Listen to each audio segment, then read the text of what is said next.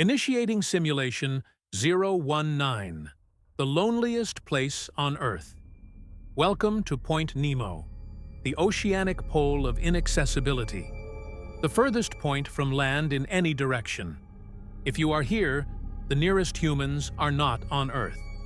They are on the International Space Station, orbiting 250 miles above your head. In 1997, NOAA microphones recorded a sound here. It was ultra-low frequency. It was called the bloop. Scientists said it was an ice quake, but the audio profile matched a biological call. A call, much louder than a blue whale. Let's go down.